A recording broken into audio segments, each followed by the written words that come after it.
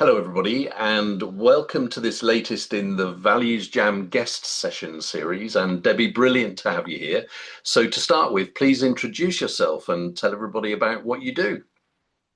Thank you so much for inviting me. What a pleasure to be with you and spend time discussing things we're both very passionate about. My name is Debbie Klein. I work outside of Chicago and spent 36 years in public education in the States. I have taught every grade in the primary levels, kindergarten through fifth, and then I became a principal of a kinder through fifth grade building. I did that for 15 years, retired for 10 minutes, and then got called back and worked again at a different building for a year. And now I am a mentor coach for new principals. I help schools with cycles of inquiry and looking at setting goals and pathways and creative ways of solving school problems. And then I also oversee some student teachers for our local college, Wheaton College. So I've spent my whole life in education. I am working doing research currently on play. Oh, thank you. And that is my biggest passion. I work with a professor at Fresno State University in California, Dr. Lindsay Meeker, and we've written a play framework for creating intentional play, giving teachers and administrators guidelines on how they can implement play effectively um, in all classrooms. So that's me in a Well, nutshell. goodness me.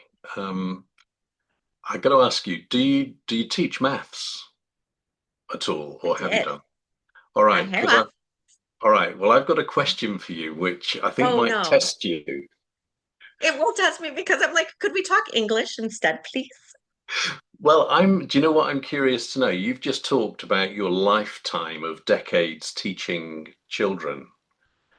And I'm wondering how many children you've taught in your career. Oh, I can't even begin to imagine because some years I did a co-teaching called at the time they were calling it age learning, multi-age teaching. So I had first and second grade. And so those 2 years I had 50 students. And then other years I had, between 20 to 30. And then as principal, I had at least 300 or more students every year. So good question, but I don't know. A lot. Yeah, I mean, so thousands and thousands. I'm pretty old. So yeah, probably. And I just love to think about how, through being inspired by somebody like you, those people have led a different life than they would have done without you. It's amazing to think of the value that teachers create in the world. It's a very humbling place when you stop and you think, I know when things are difficult in a community or in the world, and as a leader, you try and think, what can I do? What can I do? What can I do? And I used to say to myself, I have an opportunity. I go into a school every morning. I have an opportunity to spread kindness, teach love and compassion, and hopefully and help children feel safe.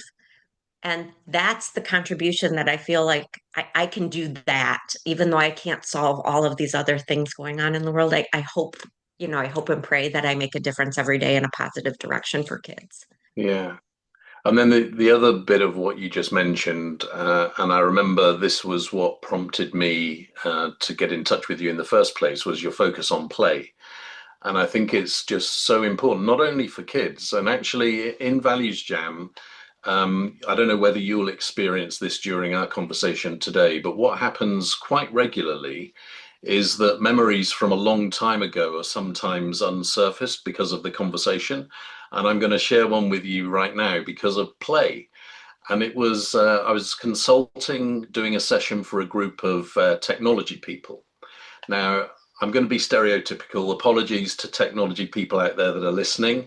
But oftentimes, technology people are not the most fun people in the world. And so this was a group of about 25 people. And we had a break, and the group leader left the room. And so I said to the guys, do you fancy playing a game? And they're looking a bit quizzical. There was an alcove at the front of the room. And I said, come and hide here so that when the guy comes back, he's puzzled as to why the room's empty. So they did it. And we're hiding in this alcove. And one guy said to me, I haven't had this much fun in years. Love it. I And love then it. People are craving it. they are. And then the Yes. guy came back and he looked around the room and then he went out the back of the room, which is where the coffee station, kitchen stuff was. So while he was out there making his coffee, everybody sat down and pretended nothing was different or nothing had happened. And when he came back in, he didn't say anything or make a fuss of it. And apparently they kept it up for 2 weeks afterwards until somebody told him what had happened. I And think that one moment lasted them 2 weeks of joy and longer. I yeah, mean, that's it's right. a gift, right? You gave them a gift. Yeah, and I guess the serious part of it, it was a hugely productive working session because, they were there themselves, not their title or whatever it was, them. Well, you know what? That in the play framework that we've created, A stands for authenticity. Okay. And I think that's what play does. I think it breaks down. I mean, there's a foundational piece, right? Like they trusted you enough to do this. At least the majority did, and then the rest are going to follow along. Yeah. Yeah.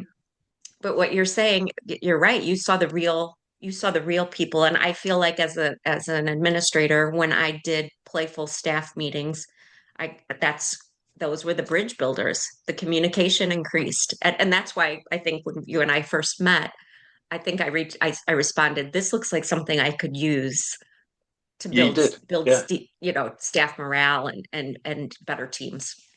So what a segue into choosing the card from the Values Jam card deck. So here it is. Okay. All And right. I'm going to tip them out. So there's 60 cards in here. And I'm going to give them a shuffle. And how many piles shall I lay out in front of me? Oh, how about six? Six. Okay. Well, I've just dropped a card, so that we're not going to have that one. We won't do that one. Okay. So 4, 5, and 6. So pile 1 is on my left, pile 6 is on my right. So which number pile? How about two? Pile 2. Okay. And we've got 3, 6, 10 cards in pile 2. So a number between 1 and 10. How about four? 4. Well, goodness me. Uh-oh. Oh, So come on, what about that was the reaction for wisdom. I think wisdom would be like, why are you giving me such a bad attitude? Come on, what's wrong with wisdom? immediately the first word that came into my mind with wisdom was intelligence. And I'm always downplaying, like um I feel like if you want to talk education, I feel wise. But then if you want to talk about finances, I don't. But then my brain shifted again to it. I thought about the wisest people in my life, and they popped in my head, and are not the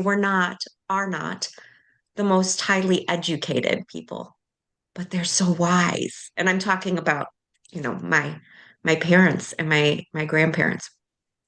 So So what is different then about, you've just explained that wisdom, initially you were thinking, oh, educated, and now you're thinking about these people who are not necessarily. So what's the difference that's coming through for you there? I think what's coming through is um I'm just gonna spill as things are coming in my head. Yeah. So my father was a brilliant man, and by that I mean he was always reading, and he ran a hardware store, wasn't a businessman, but everybody knew him. And what his wisdom was, yes, he knew a lot. Like if we played a game, like he hated games, but if we played like Trivial Pursuit or something, you wanted him on your team because he knew everything about geography, everything about science. But what he really knew were people. Hmm. He knew he had people skills. And then I watched my mom, who was very shy. I watched her work then with my dad when they got this hardware store, when they bought this hardware store. And I watched how she also treated people, the people that were working for her. It was exactly what I took into my leadership position. I had no desire to be a principal whatsoever. I became a principal because I threw my name in the ring to practice interviewing because I wanted to do something, but I different out of the classroom. I'd had kind of a traumatic experience in the classroom, and I thought I wanted to try something different. And I got the job, much to the surprise of me. And so I look at who were my role models for leading, and it really started with my parents, who I think are the most wise people I know. And it's because of those two pieces. Yes, they know a lot and have experienced a lot in their lives and are well read. But what was more important was they have the wisdom of how to connect with others. Yeah. And listening to you there, I'm thinking that actually knowledge often doesn't go with wisdom. Rather than it be a function of wisdom, it's sometimes people have a load of knowledge, but they're not very wise for whatever You are reason. so correct. Yeah. And it's something to do with, you mentioned the word experience. And I associate, rightly or wrongly, I associate wisdom with experience. That doesn't necessarily mean age either, because I think we can be in jobs, for instance, for not very long, but you can have loads of experience, whereas in another job, you could be there for 10 years and do the same thing every day. So probably not Yeah. particularly wise after that period of time. And you talked about your parents. I'm thinking of my grandparents, actually. So my grandmother used to say to me when I was a boy, Alan, you need to follow your nose. And it's weird that I end up doing a lot of work in the area of values because I think that's probably the same thing. I'd love to Yeah. have that conversation with her to ask her whether it was superficial or more deep and wise. Um, and my granddad, he was also very wise, but in a kind of playful way. And so, two examples again have just come to mind. One, um, he used to take me to cross the road and would take a lot of satisfaction in not stopping as we approach the curb. What do you call it? We call it curb, side of the Too. road. Okay. Yeah. And Mhm. it was only much later that I realized that what he was doing was looking at the traffic flow, adjusting our pace as we're approaching, so that we would arrive at the point when there wasn't a car coming and we could just carry on walking. And I thought that it was magic. I thought he had special powers. And the other That. one I remember, which it is doesn't sound particularly kind, but we used to have a denomination called a sixpence, which is like a Hmm. dime, I guess. Yeah. And it was worth a bit more then because it was a long time ago. But he said to me one day, "Would you like a sixpence?" And I was like, "Yeah, thank you so much." I was about 7 or 8, something like that. And he said, "Well, can you remind me tomorrow?" So I said, "For sure." Next day, he said, "The sixpence, do you want it?" So I said, "Yes, please." And he said, "When did I say that you could have it?" And I said, "You said tomorrow." And he said, "Yep, remind me."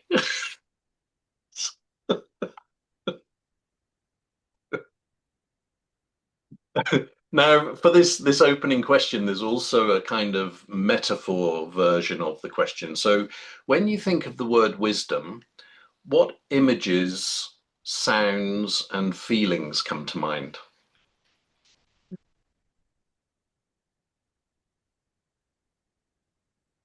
Well, the first thing that popped in my head, which you didn't ask about smells, but I'm going to use that one. Go on. I I smell my grandfather's pipe smoke Oh, wow. and sitting next to him on the sofa, and he also uh love to read. And so the sounds I hear grandma in the kitchen and I hear uh, grandpa's paper pages turning in a book. And I was always surrounded by books, always. So I think I naturally went into education because of that craving to always know more, always Sure. learn. And so I see him, I smell that smoke, I can feel him next to me sitting. And, I was little, I was probably 4 or 5, just sitting there curled up next to him, reading about the presidents. Now I don't want to read about the presidents, but back then I was very interested in that, very interested in birds. We did a lot of reading, like he had the Audubon books. And then when he wasn't reading to me, Grandma, who was just nothing but love, uh, she would get out, she called them the funny papers. So it was like the comic strips in the Oh newspaper. yeah. She Yeah. would read all of those to me. And I remember there were a couple like I would understand the humor in. Those were pretty sophisticated, I would love she'd read to me, but there would be a couple that I'm like, I know I get it, I'll get it. And I'd get so excited when she'd get to that line in the paper where we were reading that comic strip. But um I I think of wisdom, I think of the sounds of children in a classroom. I don't think we give, the one grade I never wanted to teach was kindergarten. So here that would be like a 5-year-old. Yeah. And I was like, I don't do like potty issues. I don't do like I'm not doing snotty noses. No, thank you. Well, I ended up loving it. Loved it. I could write a book just on actually I have a book sitting in my computer of nothing but quotes from kindergartners. And although they say things um, that are very imaginative and quirky and strange, they are also, we don't give enough credit at how wise they are. And you think of it Oh, like even a newborn baby, how they can manipulate, right? Like I yeah. I see you leaving. I want you to come back. I'm Yeah. gonna cry or I'm gonna make you laugh or whatever. They are there's so much wisdom in each of us that we don't always recognize, we don't see in each other, we don't value our different gifts. Like I just love opportunities like this where people tell their story. Because you tell your story and I get to learn what you are incredibly wise about. That's beautiful. And there's so many. Let's see if I can pick up on some of those things. So, um, books. So the smell for me was, and I don't even know if I've actually smelt this, but it feels like I have, even if I haven't. It's the smell of a library, but a library with really old books, the leather-bound books, that kind of musty leather book Yep, smell. that's the So maybe smell. it's a bookshop, not a library, actually. Maybe it's a bookshop. Um, and you reminded me of I didn't have I came from kind of a humble beginnings, and my mum brought me up, and I remember this encyclopedia sales guy coming round. Oh dear, what a sucker my mum was actually, because his sales technique was fascinating. What he asked me to start to read part of the encyclopedia that he brought. And then he took it away and he asked me to repeat as much as I could of what I read. And then he told my mum that that was the most anybody had ever done. And we both You believed believe him. it. Believe it. We both believed him. And my mum signed up for it. And what a rip-off that probably was. Um, But then later on, I remember I used to read 3 or 4 books a week when I was about 10 to 12, that sort of age. Do you remember, or maybe you didn't have them over there, there was a series of books called Biggles. It was I had about, heard of them, but no, I've never read them, but I have heard of them. okay, so it's a pilot in the Second World War. And so I used to really enjoy those books. And we had a library.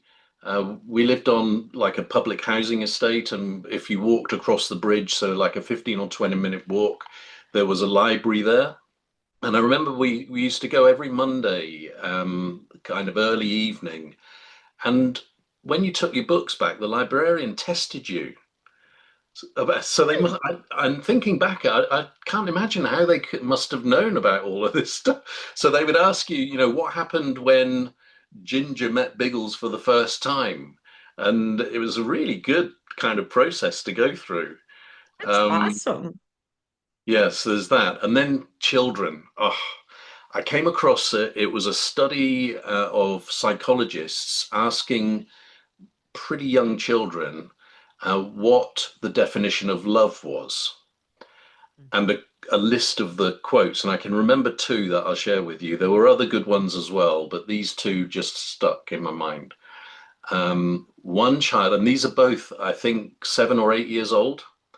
So one said, love is what you can hear at Christmas if you stop unwrapping your presents and just listen,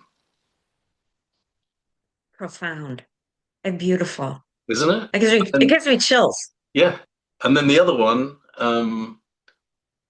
when somebody loves you, they say your name differently. It sounds safe in their mouth. Just, Yeah. Wow. Wow. Out of the mouths of babes, right? yeah. And Yeah. on a kind of serious note, I sometimes wonder if we were to present a group of 8-year-olds with some of the problems that we have in the world, Mm. I just feel they'll come up with a pretty good answer of what to do. Without a doubt. If you don't mind if I share this little story, because it made me think of one of these wise moments between children. So I happened to be at a school where we would get quite a few refugee students. They were brought in, given housing and things through a local service. And so my school was pretty diverse for the community that I live in. And so I think there were 21 different languages spoken, um, Gosh. and it was so wonderful because I saw these two little girls. One was a child with her hijab on, and the other child was from Africa. And were sitting together on the stoop outside at recess. So they could be out like running around. And what are they doing? They're writing. And then you see one write and then pass it to the person, and then you see her write and she passes it back. And so of course I'm fascinated what's going on here. And I said, "Hey, what are you girls doing?" And they like froze. And I said, "Oh, I'm sorry. Am I interrupting?" And they said, "Well, we're just asking each other questions." And I said, "It's lovely. Could I see?" And they looked at me like, "I don't know. Is this okay?" And it said things like, "Well, in my house, we believe in God. What do you believe in?" "In my house, we believe in Allah." I mean, we said, "Girls, if everybody could sit down and just have Oh, conversations yeah. like you're doing, our Mm. world would be so much better. I'm so proud of you. Thank you. What a great idea to learn about each other." I mean, it was just so beautiful. I'm like, I felt badly that they were even the slightest bit nervous about sharing that because hooray, bless you. It's so wonderful. So those were two wise girls. And now one of them just graduated and she got a full ride to Stanford, which is in California, which is so exciting to see a student come that, you know, that they made that the world is shining on her. She deserves it. Wow. I was thinking, I wonder what they went on to do, and you just answered it straight out. And it makes me think about how we treat that whole space, because they're talking about diversity and inclusion, right? That's what Yeah. they're doing. They're practicing. Whereas Yes. we put a program in place and we explain how people are different. And it's like, really, why can't you just get people curious and celebrating the difference? Wow. Why does that, right? That's why I said, you don't need SEL, like we talk about social emotional learning all the time, and it is. It's important and we should be aware of it. I don't want a canned program for that. Yeah. I want to present children with problems Yeah. and give them a chance to dig in and solve them. And and they do. I remember taking a group of fourth and fifth grade students, and I said, at this time I was teaching a smaller class for students that needed enrichment. And I just said, you know what? We have three neighbors across the street of the school who are elderly, and the weather's, the leaves are coming down, and gee, I wonder how they manage all of that. They have those Mhm. big yards. Immediately, the kids are like, "Well, can we start a club where we, go and take care of their yards?" Of course, yes, we can absolutely start a club. So then they assigned roles, they wrote letters to the people. Now, did I need to give up a little bit of my adult professional time after school to do that?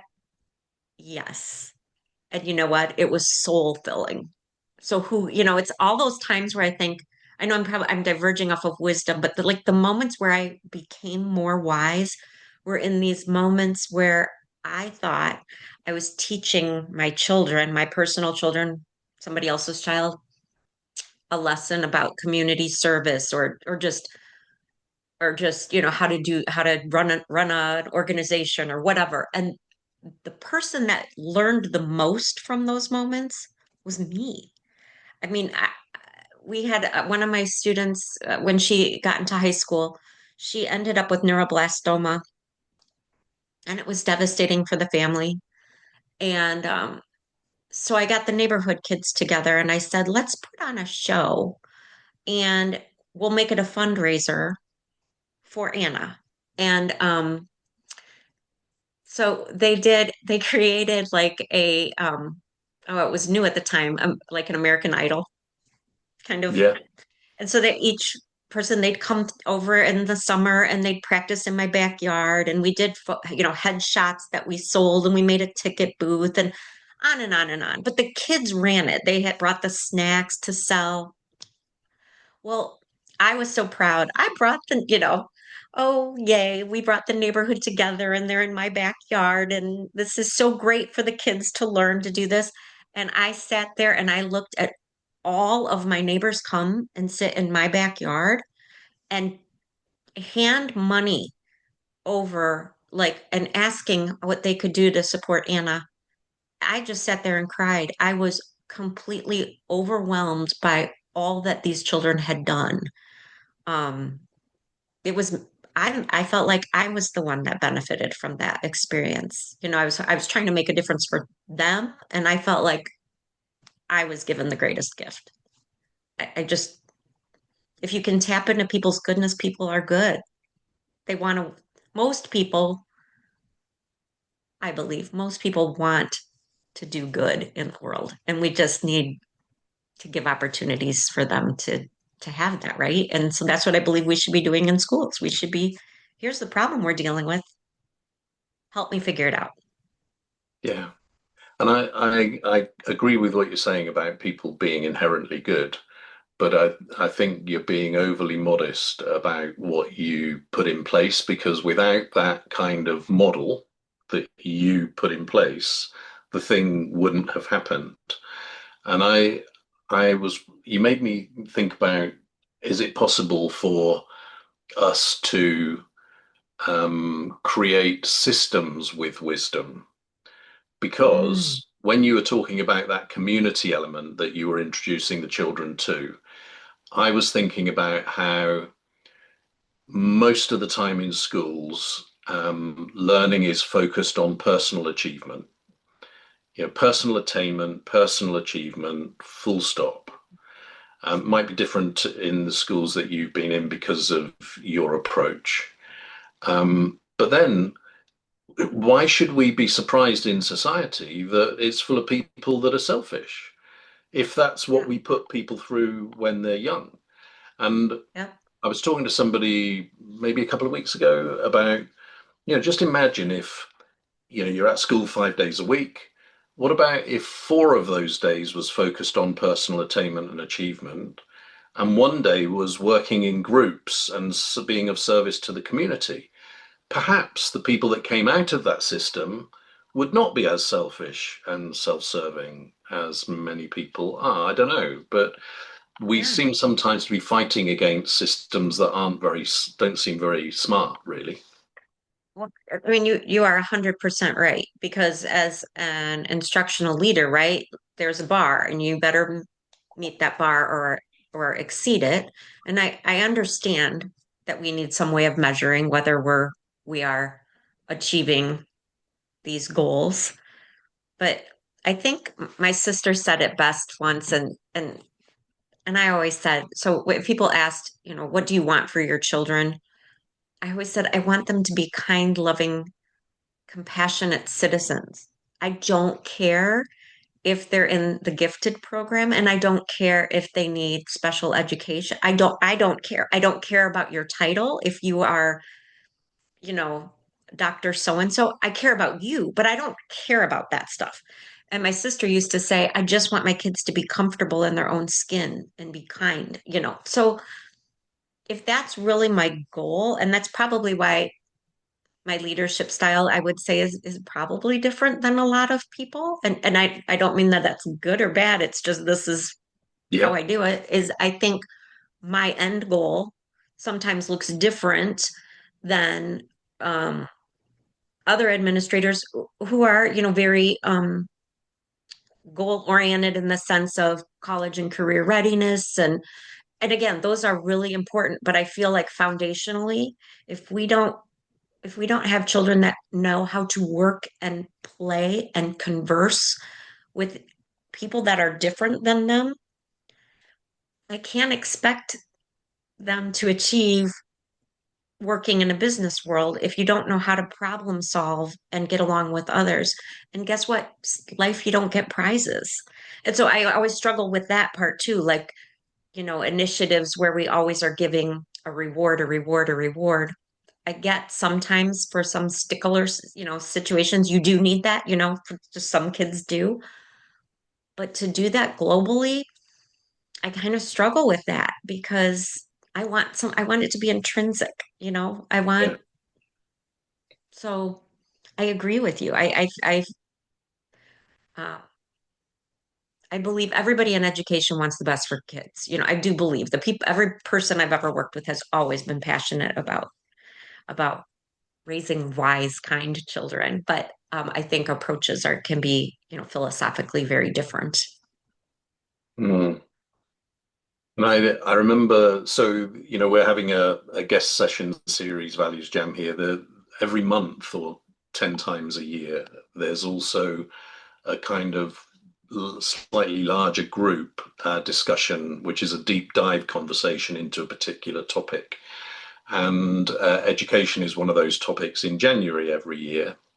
And I remember us talking about this one year because education, I was thinking of it from an organizational context because a lot of the work that I do with corporate organizations is about having crystal clarity about their brand identity, which includes their purpose and their values, and then that flowing through everything that they do with the people representing the organization and delivering to their end customer. That was my lens. Hmm. So we were talking about that lens being applied to the world of education, and I asked the question: when you're recruiting teachers, do you ever confirm what the purpose of education is?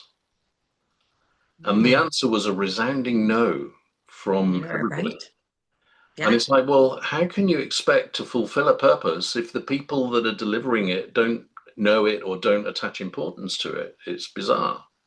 that's an excellent question. You ask them often, what do you value? What do you bring to the table? But yes, I have never asked that question in an interview, and I think that's brilliant. And I think if you asked administrators that same question, you would it would I think they talk, John Hattie's work talks about teacher efficacy and all having the same understanding and the same, goal for what we're setting for children. And I think we are constrained by time limits so often. Everything has to by union contracts and such that those deep dive conversations that you're having, that's what teachers and administrators need to have, just deep philosophical conversations. And I feel like those are hard to come by because of time, but they're important and necessary. Yeah. And that's something else that came up was so I in my hospitality career I ran a Marriott country club here in the UK, and one of the things that they said was, you know, if you take care of your employees, they will take care of your guests. And so we talked about that in the context of education, and it kind of came out that if you're going to have a successful education system, you have to start by loving your teachers. Whereas certainly from my daughter's an English teacher, and you know the system doesn't love her. She has to work so hard just to keep up. Yes. And that's I I see that. I mean, those teachers work so hard and tirelessly. And, just before I got on with you, I mean, how lucky am I? The school that I was the principal at for the longest amount of time reached out. They were having a book exchange this morning for their staff meeting. And they invited me. And I just, oh gosh, it was like going home. It was like just seeing my old family. And so what you're saying resonates. Those teachers are still feeling really loved and cared for. Um, just watching the interactions between them. Um, how do you go in and do the hardest job next to parenting every day unless somebody's filling your bucket? And that was kind of, I felt like that was, you know, meeting with parents, walking alongside parents in their parenting journey, and then caring and loving and, you know, talking through things with teachers. Those were the two most important things in my job. The test scores and all of that, I'm getting feedback on from, I have accountability for that. And of course, I'm sharing that with my teachers, but I want them to know that it's a safe place to take risks. It's a safe, like, it's a safe place, period. And so, um, yeah, I think systems can sometimes get in the way of success. For sure. And Um, actually, this conversation is making me want to tap into your wisdom. You know, your kind of lifetime career in education, and there are two elements that I'm curious about, and I'm hoping that people that are listening to this that are parents will be interested in the answer, because one, it seems that there is a blurring of the line between parenting and teaching in schools, and there's some tension between, you know, what is education and what should the parent be responsible for. So that's the first one. And then the other one is the huge role that parents play, because you know you can get a message across to a child as much as you like, but if they go home and share that and they're batted down, that's a challenge, right? So yeah, would you give us the benefit of your wisdom on those 2 points? sure. The first one is a little easier for me to share, I think, than the second, because the second one I was continually trying to figure out. But I'll share some of the things that are on my mind with that. So the first one um, was about parenting and teaching, and where does that line blur, right? And I certainly had parents that challenged me Mm, um, every year. There's always going to be somebody that's not thrilled with you, right? That was a hard lesson for me to learn.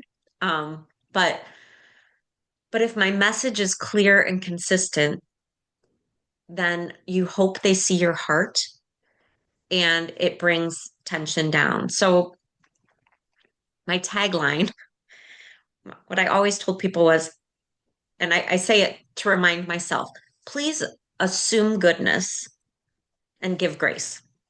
So at opening night, at parent night every year, I would start with that and I would say, please know I am going to mess up. I am making you that guarantee right now. I will do things this year incorrectly, and I'm going to apologize for them right now because I want you to know in my heart, I will always do what I think is right for your child. I might not always get it right, but I want you to know that is my intent. So please assume goodness when we're working together. And then when I mess up, I promise you I will admit to that and I will ask for forgiveness. I'm going to ask you to give me grace. And I am going to do the same for you. I said, and that's where we're going to start. We're going to work our relationship. We are talking about the most important part of your life is this sweet child that you have given me the honor of sharing in their growth. And so we have to walk alongside each other in this and be partners. So if there's a time I make you really, really angry or I say something incorrect, please pick up the phone or Mhm. email me a time where we can sit. I said, I don't like emails back and forth. I want to sit and look at you. Let's sit over a cup of coffee and talk this through because I'm your partner. I am not your enemy, and same with the teacher. So I kind of start with that. And then in my emails, all my emails end with assume grace, give goodness. Um, so that's assume goodness, give grace. I think I said it wrong. That would be foundational, I think. Then the other part, um, okay, you'll have to remind me. It was about So this is the parenting. yeah, this is the importance of the role that parents play in education because Yes, they can either be supportive or else they can destroy what's being built in the classroom. yes. So this one again requires vulnerability on both parts, on both sides. And I think it's really hard for both sides. So if I'm a classroom teacher, they tend to be high, like high achiever, pleaser people, many, right? And, um, and they are good at what they do generally. And so you think about what I'm asking them to do and you compare that to another profession. I can't think of another profession where you would do this, but I used to say, please invite parents in. Like, don't, if you keep your door shut, then they make up stuff because they hear from a 5-year-old a story. Oh, that was the other thing I'd always, on opening night, I'd always tell parents this. I said, and I promise you this, I will believe this much of what I hear about you, and you will believe this much of what you hear about me because they just make stuff up. And if they get attention for it, they keep making it up. So, um, but I tell my teachers that too. I said, if you don't let them in, then they're going to make up stuff in their heads. And so I used to talk about that a lot. Same with teachers. It scared them to like meet with a parent sometimes. If you know somebody's angry with you, it's not fun to pick up the phone and say, come on over, let's chat. Like I can't say I love that. That was hard. But I wanted the teachers to know I'll sit with you. I'll be there for you for the conversation, but you got to have the conversation. Yeah. It doesn't go away. It escalates and turns into something different. The reason I said I'd have a harder time answering that part for you was the part I struggled with when you have, let's say, a large group of people that is upset about something in particular, or you want to move an entire community forward in an idea. It's hard because of people's schedules, right? They they they don't want another night out, and I get it. I was a Yeah. parent. I didn't a working parent. I didn't want to go another night out, but so like doing events for parents that I didn't always get a great turnout. I'd have the same people coming over and over again for right, like kind of preaching to the choir. Then we did video um, announcements. I think we had the best results when I turned it over to kids. I said, Mhm. "Hey kids, let's what can you tell what's going on, to the board, to the Mhm. school board. Tell them what we're doing. You write it, I'll edit, but you write it, you perform it, you welcome them. They would much rather hear from you than me. And same with parents, right? So using our that sounds terrible, using our children as a conduit, but inviting our children is what I should say to be a conduit. Um, if they're excited about what's going on in their classroom, they're going to talk about it at home. And that's again, I know I keep going back to play, but that's why I'm so passionate about it. If they're Yeah. sitting at a desk and doing worksheets, they're not, you have more behavior problems, you have less communication with parents. But if they're building things and creating things, that's what they want to talk about.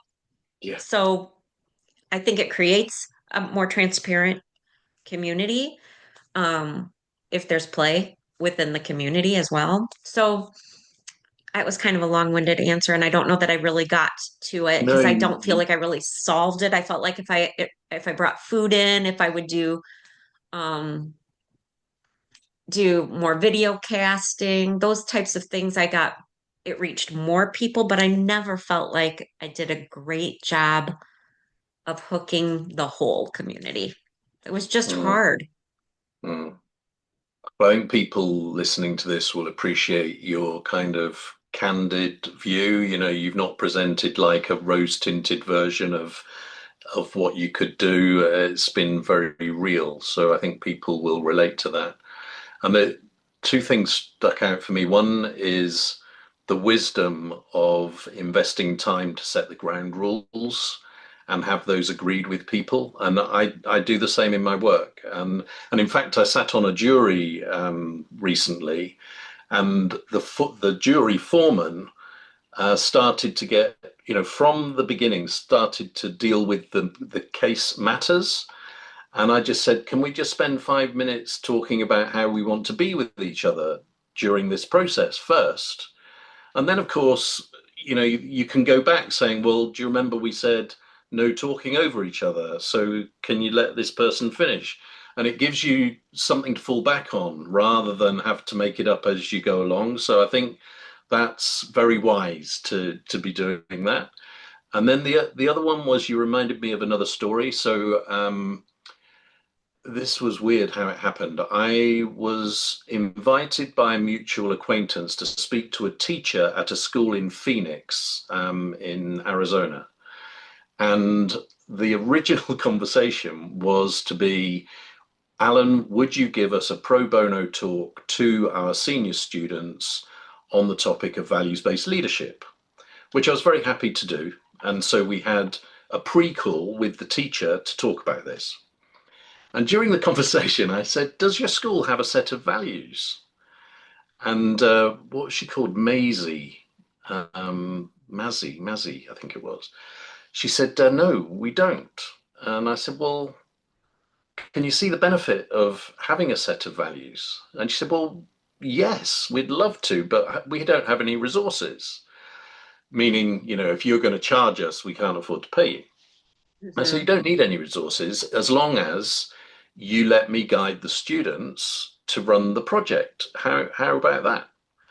So the students, they got all of the pupils in the school to write stories about the school when it was at its very best. And that could be recently, or it could have been years ago if they were more advanced students. They did a survey with the teaching faculty and the Board of Governors and some parents and some alumni, um, asking the question, can you narrow this list of values down into the values that you think this school stands for? They put all of that data together, and then we had a working session where we identified the five core values with a descriptor of each of the values. And then a group of the students presented it to the Board of Governors. And the feedback they got from the Board of Governors was like, this is a professional job, you guys. And the students were like chests puffed out, so pleased. And the way that so they were going to be leaving the school that spring, it was their last term. And the way that we positioned it with them was that last year, the people like them had done like a fundraiser and got a bench to put by the side of the playground or whatever it was. And their legacy was this set of values that the school would be enjoying for years to come. And I don't know why I'm telling you that, but it's something. That's really exciting. It's because you put it in the hands of kids. And Oh, that, yeah, it was replying to you saying, when you give it to the students, and they did such a brilliant job, such a you brilliant know, job. it's too like they had an atmosphere that encouraged that, and then you let them fly. And I have to say, I'm very fortunate where I spent my career in one district, and I'm very fortunate because I know that I'm a bit of an odd duck, and they let me fly in my odd way, and I greatly appreciate that Debbie does her thing, and they allowed me to do that. And so I felt safe enough to, I am a rule follower and I will follow the rules, but I might approach it a little bit differently, and I appreciate that they let me do that. And same with the school, that they gave the students, yeah, we're giving you the opportunity to do that, and we're going to sustain it. That's the part that we didn't do it for a project and a grade. We did it because it makes a difference in Yeah, the quality of education in this building. And that's like, we talk about purpose. I do think people they need to know why am I doing why? this? Hmm. Right? And I used to tell teachers that if you have to do a writing assignment and the kids are gonna like, I love to write and I don't want to do that writing assignment. So can you twist it and say, even just give them an audience? You're writing this because we're going to teach Mrs. Klein how to do blah blah blah. Then all of a sudden, right, it's a mind shift. Like, okay, I'm doing this for a reason. She's probably going to come back and write back to us or something. Yeah, But when kids know there's a purpose, when we have a purpose and get passionate and we get in that flow, it's just the greatest. It's so great to it, watch as an educator. Oh my gosh, just it that's is, what I and miss. it's I miss being in school seeing that. and coming back to our theme, it is so wise to do that. And this is one of my favorite stories from the service sector. So I was running the services in a portfolio of bank buildings. So, you'd have a receptionist. She was part of our team, or he was part of our team. And they would be responsible for welcoming the visitors and all the rest of it. But to your point, in our training, we always used to explain the why. So it was, you have to produce a name badge, you have to phone the person that's hosting the visitor, you have to do all of those things. But the reason why is because you're representing the bank in the best possible light, and you're wanting the guest to feel important. That's your job. And all Yeah. of those tasks, need to be done. So on this particular occasion, we knew that this guy, very important person, was coming for a meeting. So name badges were pre-prepared. And something that we tried to do was, because we knew the time of appointments, when people approached the desk, the receptionist used to greet them by name before they introduced themselves to create that impression. So that all happened, and the name badge was presented. What we hadn't accounted for was this guy had brought a terrier dog with him. The Oh. receptionist said, and now, if you could hold up your dog in front of the camera, please. And his name goes into the machine, name badge comes out for the dog. The guy goes into the meeting with the bankers and says, that was the best expletive welcome that I've had anywhere in the world. And the meeting was a great success. And afterwards we teased the guys because we said it's her that made that That's right. happen, right? Well, you make me think about schools, and I told people all the time, those ladies sitting in the front that are administrative assistants, they run the school. I Yeah, mean, they have the safety job, making people feel welcome. And I think that's what I learned I go back to wise people, and that is what I learned from my parents. They used to say, um, every person is important that works absolutely. here. And I remember my mom, when before they had bought their little hardware store, my mom was an aide in my grammar school. And there was a custodian, and everybody would say, "Hey, Ruben, hey, Ruben." You have all these little kids saying, "Hey, Ruben." And I was the kid I was told, no, he's Mr. Alcazar. You give him respect and honor. And that stuck with me because when I then moved to an administrative position myself, if I don't have, if my administrative assistants and my custodian and my, if they don't feel just as important as that second grade, third grade teacher, Yeah. there's something I'm not doing my job right because they are crucial to making student the student's day go well. And I to me that was the wisest lesson was from my parents. Like everybody is important. Everybody. So it's my job Well, to make sure you feel that way. and you know, that is such a wise statement to start to draw this values jam to a close. There's always one final question which we need to deal with, if that's okay. And that is, what are you encouraged to do differently about wisdom as a result of this conversation? Well, first thing that comes out is just again the importance of stories. I loved just that window into your world. You know, it creates a different connection than we had when we just met on screen, right? I feel like I feel wiser because you were vulnerable, like this created vulnerability and connection. And so it's encouraging me to think of ways that I can um, get people to share their stories.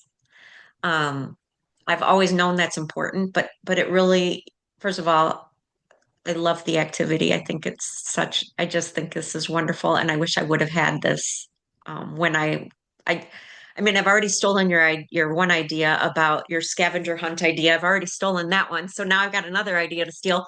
But um, just that wisdom is it's made me think about wisdom being so much more than intelligence. Mm, Um, but that we come with experience and stories, and that to for me to continue to grow to be wiser I need to open my heart and mind to more people and their stories and people that I'm not like how do I reach people that I'm not likely to interact with on a daily basis if that makes sense, especially at this phase in life where I'm not in schools all the time where I'm meeting diverse communities. Now I'm retired and consulting part-time, you know, and so when I think of that, how do I get those stories so that I continue to grow in my learning about the world? So good. thank And you for making me think. mine's a really simple one because telling you the story about the school in Phoenix, um, I've fairly recently made contact again with the principal there, Glenn Linebury, his name is. So, Glenn, if you're watching this, name check for you. And I'm going to get back in touch with him because we talked about a values program that could be delivered remotely because the area that his patch was on was a lot of remote communities, and he felt that people needed values-based education, and how could that be done effectively and efficiently? So I'm going to pick that up with him again because although it's been like probably a couple of years, that could still be live. So that's what I'm going to do. So thank you for prompting that. Well, thank you for the great thinking and conversation today. I so enjoyed it immensely. Thank you. Cheers. You take care. All right, you too. Bye.